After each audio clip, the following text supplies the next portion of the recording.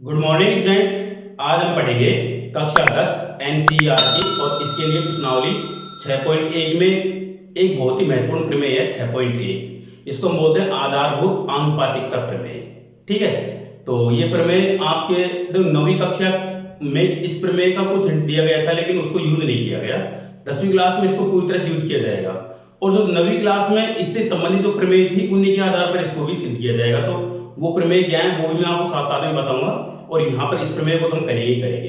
तो ध्यान रखें, बहुत ही इंपॉर्टेंट प्रमेय है और इस प्रमेय को भारत के अलग अलग राज्यों में बहुत बार पूछा गया है। जैसे मैंने यहाँ पर भी लिखा है, जैसे जहां तक मुझे पता है राजस्थान बोर्ड में इसको 2013 में 17 में पूछा गया था मेन एग्जाम में। उसके अलावा सीबीएसई 2020 में पूछा गया है, एमपीबीएसई मतलब Madhya Pradesh board of secondary education उसमें 2018 में इसको पूछा गया था। तो इस तरह से और बाकी राज्यों में मुझे पता नहीं है, बाकी पूछा गया होगा क्योंकि बहुत महत्वपूर्ण प्रमेय है, आपके लिए जरूरी है ये, है ना। और आपकी जो प्रश्नावली पढ़ने जा रहे हैं त्रिभुज, इसके लिए बहुत ज्यादा जरूरी है। तो चलिए करते हैं इसको बिना किसी देरी के। प्रमेय ये है, यदि किसी त्रिभुज की एक भुजा के समांतर अन्य दो भुजाओं को काटते हुए कोई रेखा खींची जाए तो वह त्रिभुज की अन्य दो समान भुजाओं को समान अनुपात में विभाजित करती है। ठीक है, तो समान अनुपात में विभाजित करती है। तो हम एक त्रिभुज बनाते हैं, उस त्रिभुज में आपको समझ में आएगा। तो मान लीजिए कोई त्रिभुज है एबीसी, है ना, और बोल रहा है कि यदि किसी त्रिभुज की एक भुजा के समांतर अन्य दो भुजाओं को काटते हुए कोई रेखा खींची जाए। मान लीजिए हम बीसी के समांतर एक रेखा खींचते हैं जो बीसी के तो समांतर होगी और अन्य दोनों भुजाओं को काट रही है ये डी और ई बिंदु पर। ठीक है, समान अनुपात में विभाजित करती है ना।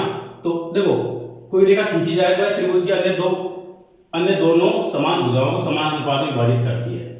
तो ये है, तो इसका मतलब क्या है कि यहां पर हमको क्या सिद्ध करना है। यहां पर इसमें जो सिद्ध करना है वो हम साथ साथ में लिख के लेके चलते हैं ताकि हमको पता रहे कि हम क्या सिद्ध करना है। तो हमें यहां पर सिद्ध करना है कि इस त्रिभुज दोनों त्रिभुजों में एडी बटे डीबी, एडी बटे डीबी और एई बटे ईसी हो गया। देखो दोबारा देखो, जैसे बोल रहा है ना वैसे, यदि किसी त्रिभुज की एक भुजा के समांतर अन्य दो भुजाओं को काटते हुए कोई रेखा खींची जाए तो वह त्रिभुज की अन्य दोनों भुजाओं इसको और इसको समान अनुपात में विभाजित करती है। समान अनुपात हो गया एडी बटे डीबी और सी बटे ईसी, इस अनुपात में विभाजित करनी चाहिए। ठीक है, अब देखो यहां पर हमको कुछ रचना करनी होगी इसमें, तो रचना को भी लिख देते हैं साथ साथ में, जरूरी है क्योंकि यहां पर हम इसमें जो चीज काम में ले रहे हैं उसको हम रचना के रूप से दिखाना जरूरी है। तो देखिए यहां पर इस डी से इसके ऊपर लंब डालेंगे और ई से भी इसके ऊपर लंब डालेंगे। ये हमें लंब डाल दिए। लंब क्यों डाले, क्योंकि 9वीं क्लास में बहुत ही महत्वपूर्ण प्रमेय है कि एक ही आधार पर बने हुए त्रिभुजों के क्षेत्रफल समान होते हैं। तो हमें त्रिभुज का क्षेत्रफल निकालने के लिए हमें लंब की जरूरत होती है। त्रिभुज का क्षेत्रफल होता है 1/2 आधार गुना ऊंचाई, तो ऊंचाई एक तरह से लंब ही होती है। तो यहां पर हमने क्या क्या रचना की है, एक तो हमने एडी पर ई से तथा एई पर डी से लंब डाल दिए।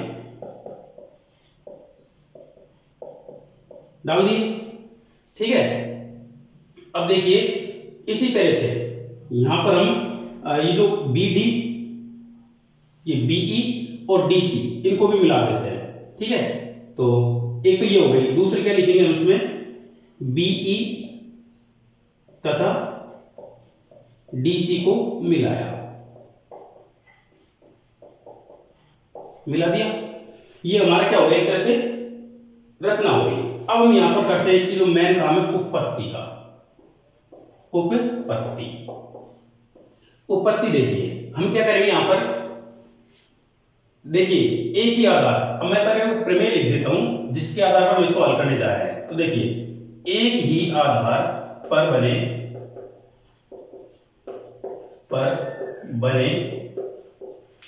त्रिभुजों के क्षेत्रफल बराबर होते हैं। त्रिभुजों के क्षेत्रफल बराबर होते हैं। 9वीं कक्षा में बहुत महत्वपूर्ण प्रमेय है, इसके आधार पर हम बहुत सारे सवाल करते हैं, उसको हम यहां पर भी काम में ले रहे हैं, है ना।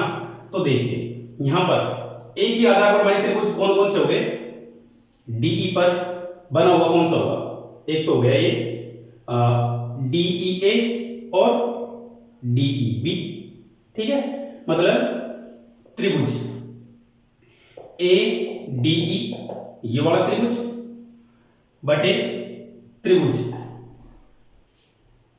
हम ले लेते हैं डीबीई, डीबीई ये दोनों त्रिभुजों का क्षेत्रफल ले लेते हैं हम, यहां पर साथ साथ लिख लेते त्रिभुज का एडी का क्षेत्रफल बटे त्रिभुज डीबी का क्षेत्रफल, ये ले लिया हमने। अब निकालते हैं तो 1/2 आधार क्या होगा इसका, हम देखिए एडी का आधार ले लेते हैं, डीए या एडी, एडी ले लेते हैं, है ना, बट और ऊंचाई क्या होगी, यहां से यहां तक की ऊंचाई, देखो इसको नाम नहीं दिया हमने, A B C D E F और जी नाम दे देते हैं, ठीक है। तो यहां पर एफ ई बटे नीचे वाला देखें तो 1/2 डीबी, इसकी बात करें इसकी और इसकी, तो आधार क्या लेंगे हम इसमें, आधार ले लेते हैं हम, ये ले लेते हैं डीबी, ऊंचाई क्या होगी इसकी, अब ये तो भुजा है, इससे इसकी सीधी ऊंचाई होगी एफ ई, ठीक है। अब देखो 1/2 से 1/2 काट दिया, एफ ई से एफ ई काट दिया, बचे क्या हमारे पास में एडी बटे डीबी। अगर हम देखें यहां पर त्रिभुज एडीई का क्षेत्रफल बराबर क्या होगा, एडी बटे डीबी गुणा त्रिभुज, ये इधर जाकर मल्टीप्लाई हो जाएगा ना, त्रिभुज डीबीई का क्षेत्रफल, ये इसको 1 नंबर दे देते हैं यहां पर, ठीक है। ये अभी हमने इस छोटे वाले त्रिभुज और ये इस वाले त्रिभुज के लिए किया हमने, अब इसी तरह से हम इस वाले त्रिभुज और इस वाले त्रिभुज के लिए करेंगे। तो देखिए त्रिभुज एडीई का क्षेत्रफल बटे त्रिभुज, इसके लिए करते हैं हम डीईसी के लिए, ठीक है, डीईसी के लिए का क्षेत्रफल। अब डीईसी कौन सा हो गया, डीईसी इस वाले त्रिभुज और इस वाले त्रिभुज, क्योंकि दोनों डीई पर बने हुए हैं, तो देखिए इसका क्षेत्रफल क्या हो जाएगा, एडी का 1/2 आधार ले लेते हैं यहां पर एई, एई ले लिया इनटू ऊंचाई क्या लेंगे डीजी, ये ऊंचाई ले ली। नीचे वाले त्रिभुज में देखें इसमें आधार 1/2 तो सूत्र में ही है, और यहां पर इसका आधार ले लेते हैं हम, क्या लें ईसी, ये हमने ईसी ले लिया। ऊंचाई क्या होगी इसकी, इस भुजा से इस भुजा की जो सीधी दूरी है वो क्या होगी डीजी होगी, तो ये हमने डीजी ले लिया। अब यहां पर 1/2 से 1/2 काट दिया और डीजी से डीजी काट दिया, हमारे पास में बचेगा एई बटे ईसी, ये बच गया।